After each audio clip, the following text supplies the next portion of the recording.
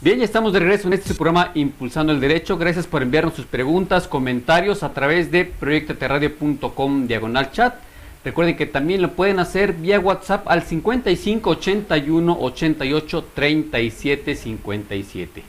Y bueno, ya estamos en la sección Defensa Jurídica con el maestro Edgar Martínez Cruz, a quien le doy la más cordial bienvenida. Maestro, ¿cómo está? ¿Qué tal? Muy buenas tardes, ¿cómo están todos? Bien, muy bien.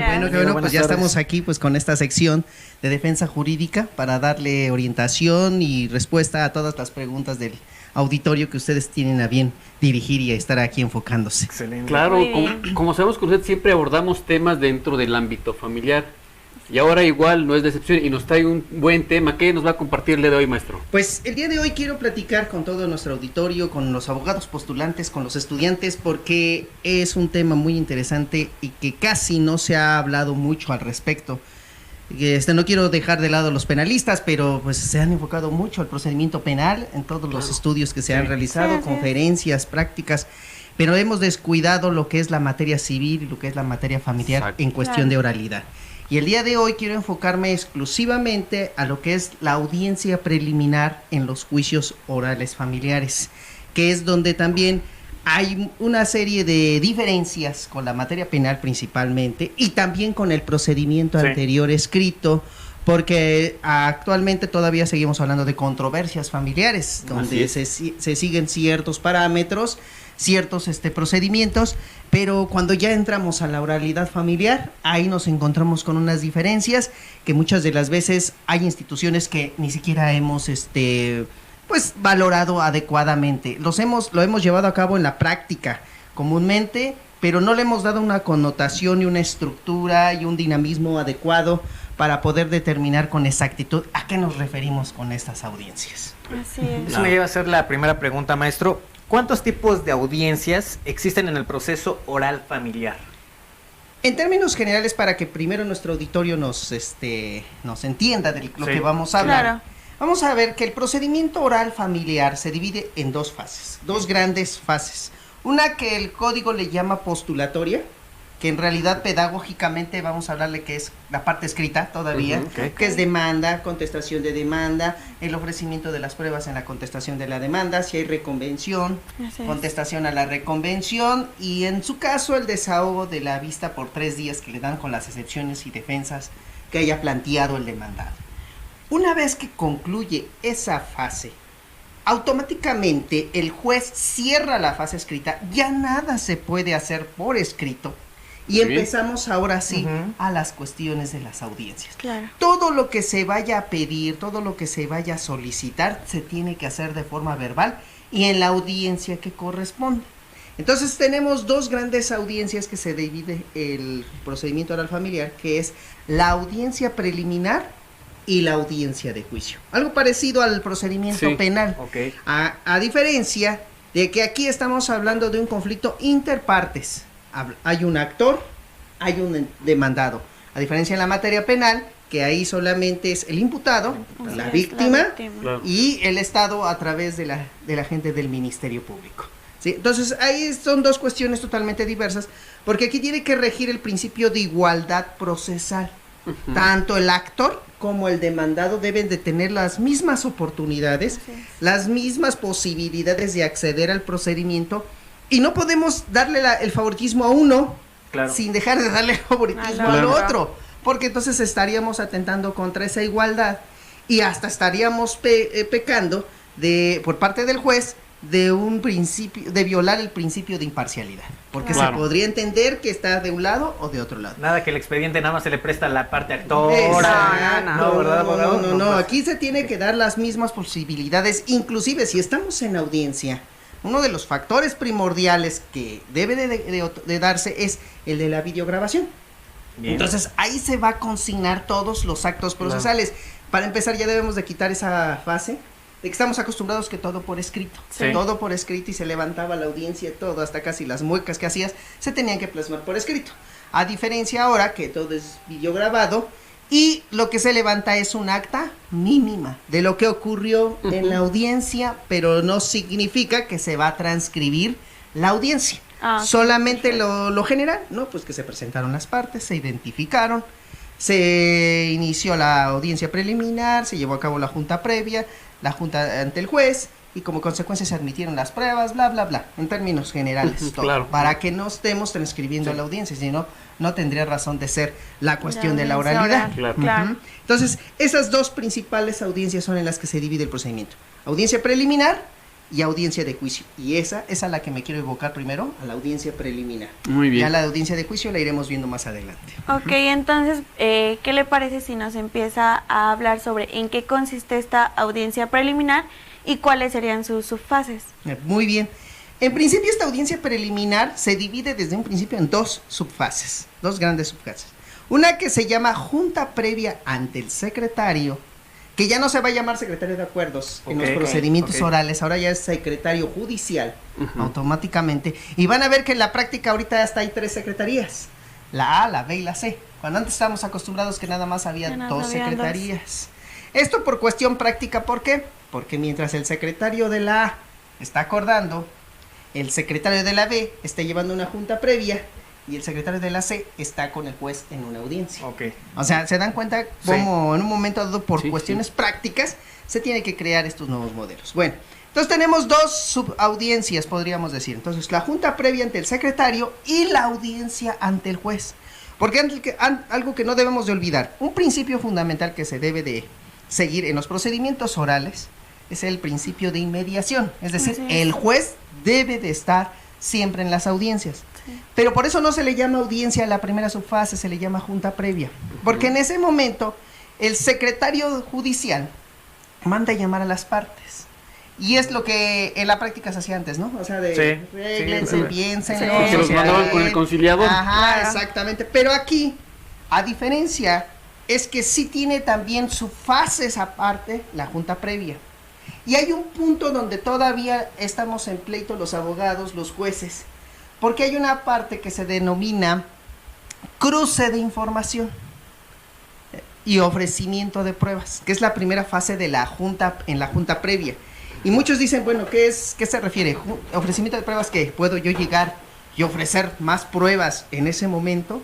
¿O a qué se refiere con eso de cruce de información? Primero, para empezar, cruce muy interesante, cruce ¿no? de información.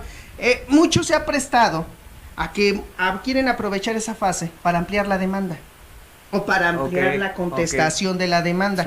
Y desde mi punto de vista digo que eso es un grave error, porque estaríamos violando la litis. Y desde un principio, por eso ya se llegó en una fase escrita, donde tú dices cuáles son tus pretensiones y cuáles son tus excepciones y defensas, tu reconvención con tus mismas pretensiones y tus excepciones. Ahora no le quieras poner de más, ¿no? Ahora no vengas a ponerle de más. Entonces, a lo que se refiere con el cruce de información, es que las partes van a hacer valer ciertos hechos que quedaron ambiguos, que quedaron todavía en el aire, que todavía no están, no fueron bien determinados. Y ustedes me preguntarán, bueno, un ejemplo, licenciado.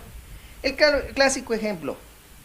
La actora demanda una pensión alimenticia al demandado, y el demandado dice, pero espérate, lo que sucede que la señora no es, bueno, yo no soy el único que tengo la obligación, también la señora, y que crees que tiene un trabajo que a lo mejor le repercute mejores ingresos que a mí.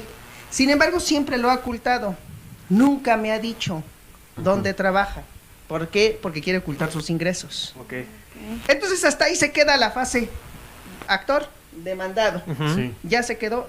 Ya no podemos hacer valer más cosas en la fase escrita porque les digo que ya la cierra en ese momento el juez. Cuando llegamos a la junta previa con el secretario, ahí podemos hacer valer ese cruce de información. Señor secretario, yo planteé como demandado de que la señora trabaja. Te pido de favor, le requieras en este momento si trabaja.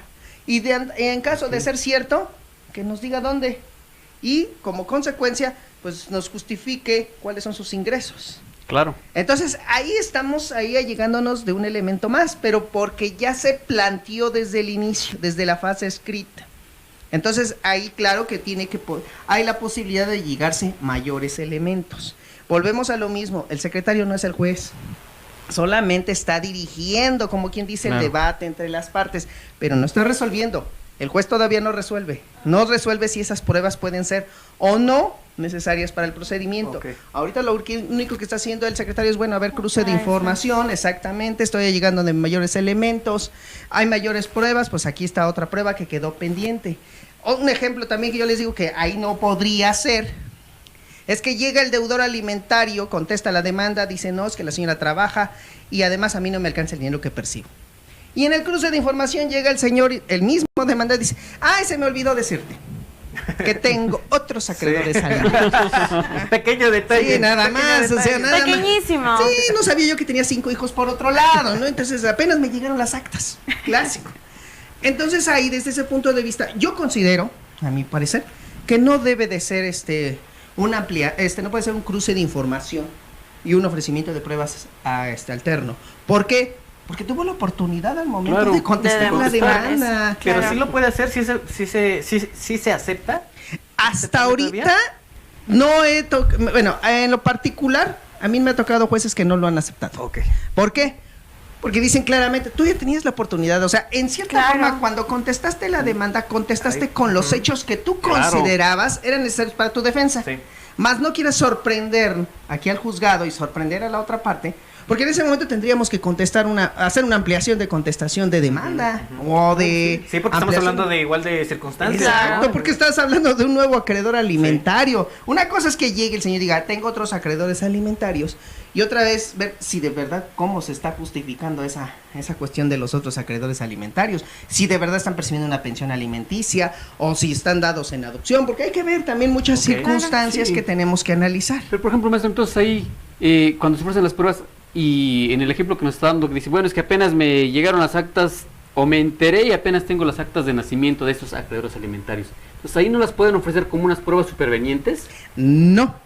Se podría ser superveniente si yo hubiera anunciado el hecho desde la contestación de la demanda. ¿Sabes qué? Tengo otros acreedores alimentarios, pero no cuento ahorita con las partidas pruebas del registro civil con las cuales acreditarlo. Solicito que se me permita más tardar en la audiencia preliminar presentar los documentos originales. Sabemos que ahorita las actas de nacimiento se consiguen rápidamente, ya no es como antes, que 3, 4 días o hasta el lugar donde naciste.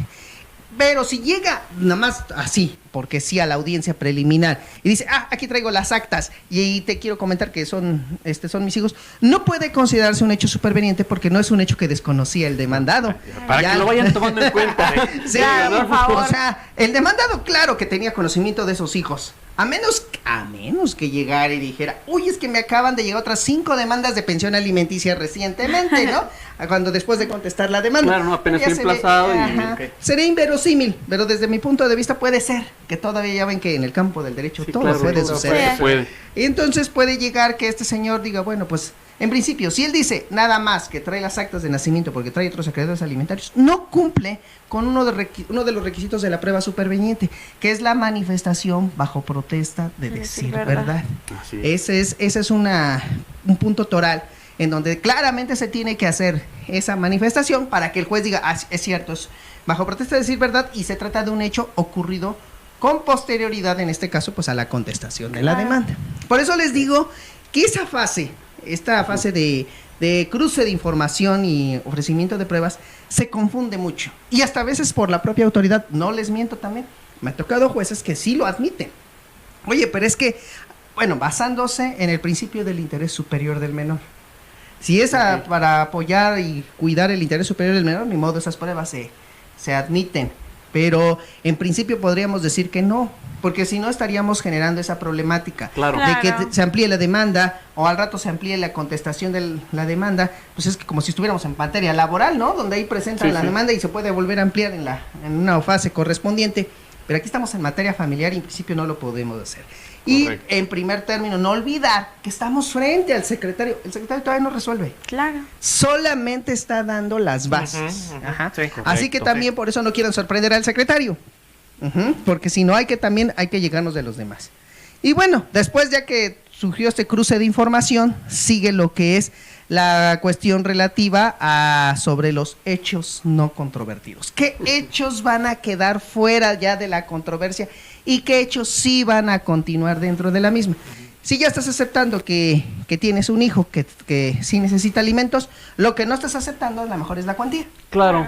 Dices, no, pero es que la señora me está pidiendo las perlas de la Virgen y yo apenas sí tengo, ¿no? O sea, exactamente. Entonces, a lo mejor lo que puede decir el secretario, o se puede decir, aceptamos la obligación alimentaria. El señor tiene la obligación de dar alimentos. O la señora dice, sí, acepté que, aunque sea con sus poquiteros, me daba la pensión, que me dé de aquí en adelante nada más lo que sea justo.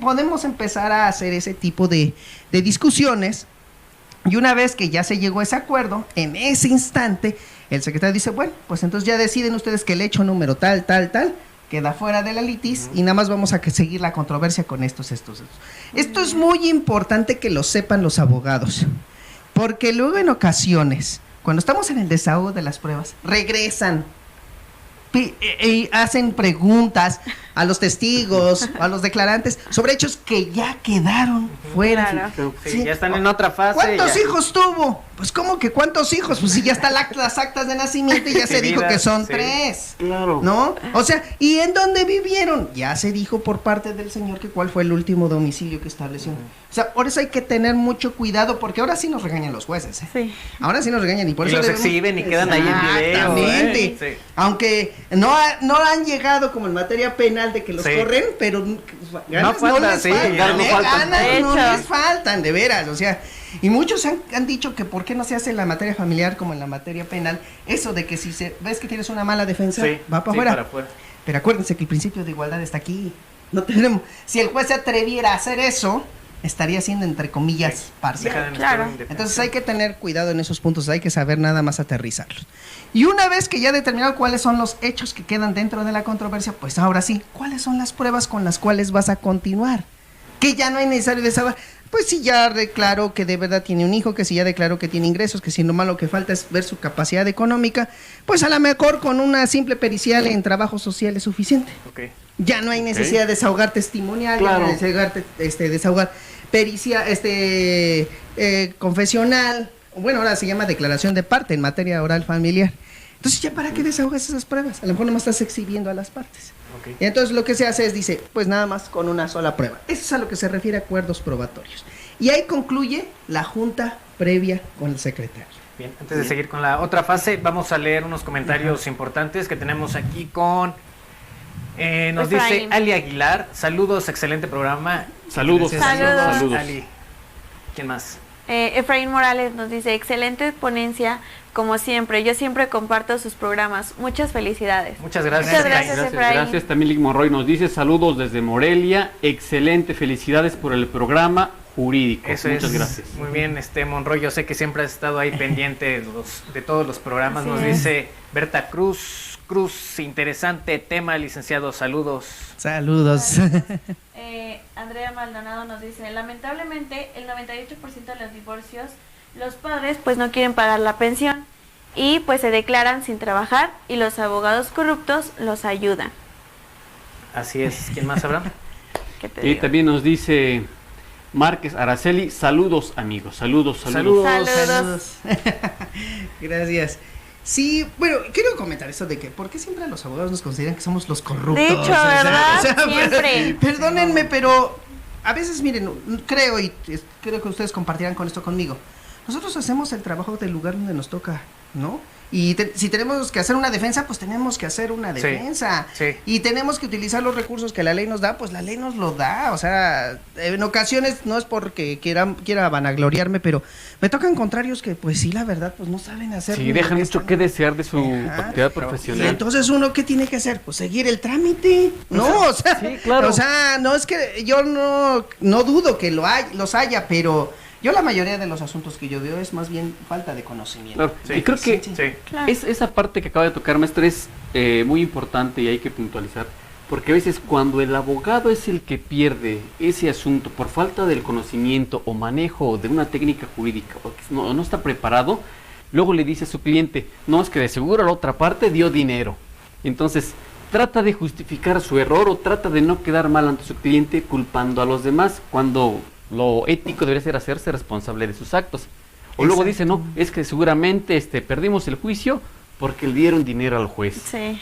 Cuando a veces sabemos que no es ni por ahí la situación, sino por falta de preparación de Yo ese creo abogado. que, miren, por eso yo también he sostenido de que la gente también tiene que tener un poco de cultura jurídica para que sepa precisamente hasta elegir al profesional que le va a orientar y que le va a decir, y que efectivamente no se deje llevar por este tipo de cosas. Y seamos francos, también el cliente tiene su parte de culpa en los procedimientos, porque uno también le dice lo que tiene que hacer, hacia dónde debe de enfocarse, qué es lo que no debe de hacer, y parece que le dice uno todo lo contrario. Que nos dé toda la información que necesitamos y al final de cuentas pues la información sale más adelante y dijimos, oye, ¿por qué no me avisó antes? Exactamente, eso es a lo que vamos, o sea, nos falta también información, o al final del procedimiento o a la mitad del procedimiento viene diciendo, bueno, es que sí, licenciado, fíjese, es que yo no pensé que pues haberle dado 2 guamazos era una violencia familiar, ¿no?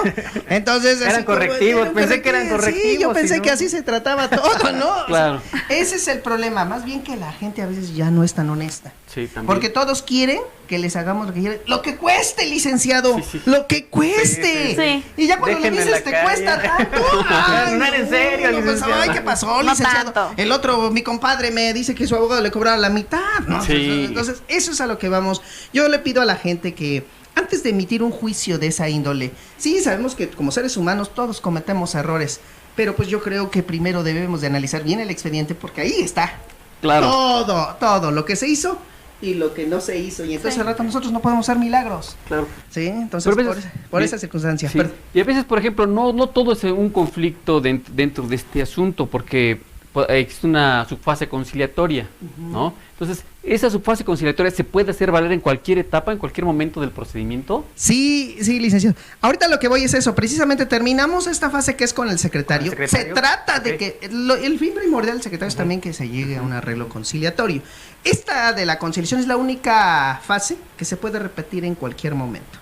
Es más, hasta en segunda instancia, con el juicio oral familiar, si ustedes llegan a segunda instancia, y ahí se llega a un arreglo, ese arreglo se eleva a categoría de sentencia y se manda de regreso al juez de proceso oral y se eleva como si fuera una cosa juzgada. Entonces, ahí esa es la única diferencia. Aquí lo que estoy hablando es que ya terminó la fase ante el secretario y ahora sí vamos ante el juez. Por eso ya la ante el juez es más digerible, ya está muy light, podríamos decir. Sí. Porque ya nada más es lo que se dedica el juez casi a... Si ustedes van a una audiencia preliminar donde ahí sí pueden estar en la audiencia ante el juez sí es pública, pero la del secretario es privada. Ustedes van a ver, pues, ay, qué sencillo, ¿no? Porque ya hubo una discusión previa, ¿no? Claro. Ya nada más el juez se dedica a ver, vamos a ver, depurar el procedimiento. ¿Hay depuración? No hay excepciones procesales. Continuemos. A ver, fase conciliatoria. Señor secretario, ¿hubo alguna conciliación entre las partes? No, pues hasta ahorita todavía no. Bueno, yo voy a insistir en una última opción, ¿no? Porque le pide la ley que así sea. Intenta y si no lo logra, siguiente fase. Revisión sobre acuerdos de hechos no controvertidos y acuerdos probatorios. A ver, señor secretario, me muestra que ustedes esto. ¿Es cierto? Sí, así fue. Partes, ¿están de acuerdo? Sí. Pues vámonos, a la que sigue. Admisión de pruebas y empiezan a admitir prueba. Sí, o sea, ustedes lo van a ver que en la práctica, la junta previa en realidad dura 1 hora, mínimo. Y el de la audiencia ante el juez, 30 minutos, 20 o 30 minutos. Sí, porque ya entra todo digerido. Sí. Entonces, por esa circunstancia, a veces el juez, pues ya no tiene mucho que debatir, ya no tiene mucho, porque ya el secretario se encargó. Ahora sí que la talacha, como se dice comúnmente, sí es con el secretario. Donde nosotros tenemos que estar bien preparados, es con el secretario. En la práctica, ¿qué está sucediendo actualmente? Con esto del terremoto que sucedió en el 2017, se cayeron casi estos juzgados de proceso oral familiar que estaban ubicados aquí en Fray Servando.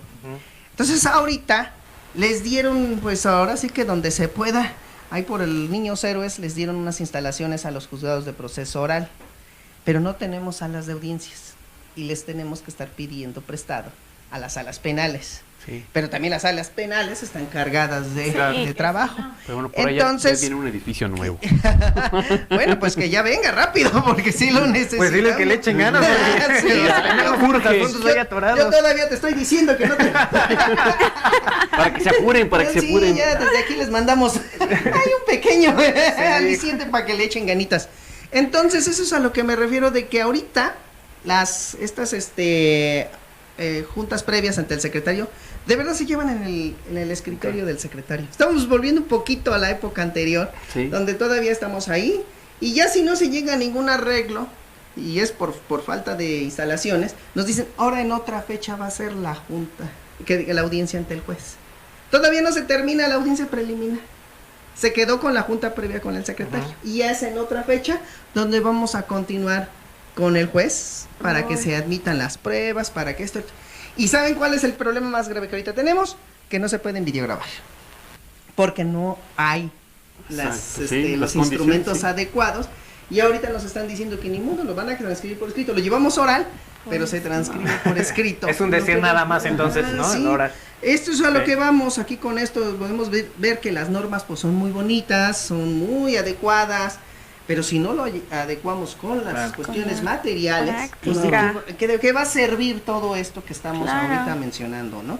Tantas reformas que se vienen, tantas cuestiones que se quieren plantear, que de verdad están en muy buenos términos, pero la situación que nos encontramos es que si no tenemos las instalaciones adecuadas para poderlas llevar conforme a las normas que tenemos, pues va a estar muy difícil que se hagan realidad esas aspiraciones que se tienen con las reglas jurídicas. Maestro, por último, ¿qué sucede si el juez familiar no está presente en la audiencia? Porque nos dijo que tenía que estar presente, pero ¿qué pasa si no está? Exactamente. Para empezar, atendiendo al principio de inmediación que marca el Código de Procedimientos Civiles de la Ciudad de México, si no está presente el juez, la audiencia es nula. Pero fíjense que les voy a decir algo que yo le he dicho mucho a mis alumnos y que muchas veces nosotros como abogados también pecamos de confiados. Ustedes llegan a la audiencia y les dice el secretario, ¿qué crees? Que no va a llegar el juez porque le dolió la panza, porque se fue de farra anoche y la cruda está muy fuerte, etcétera, cualquier cosa que le pueda pasar al juez, ya saben, que naturaleza humana. Entonces, y ustedes le dicen al secretario, pues ¿qué crees? Pero yo voy a fungir como juez por ministerio de ley, así que en este momento yo voy a presidir la audiencia. Si ustedes dicen que sí, ¿qué va a pasar ahí? ¿En serio de verdad se está cumpliendo el principio de inmediación? Pues no. Pues él está diciendo que él es juez por ministerio de ley y va a llevar a cabo la audiencia. Entonces, ahí, como yo les digo a mis alumnos, aunque se los dejé de tarea, pero ya se los voy a adelantar si me están viendo. No, un punto más. Un punto que le den más, like y que compartan el programa. Que me comprometo a ello, ¿no? Bueno, el problema aquí que yo, como les digo, si el secretario dice que es juez por ministerio de ley, no puedo negar que va a llevar a cabo la audiencia, porque no se lo puedo impedir. Pues ellos tienen el poder en ese aspecto. Pero bueno, cuando ya estemos iniciando la audiencia preliminar, la audiencia ante el juez, señor juez, usted dice que es por ministerio de ley.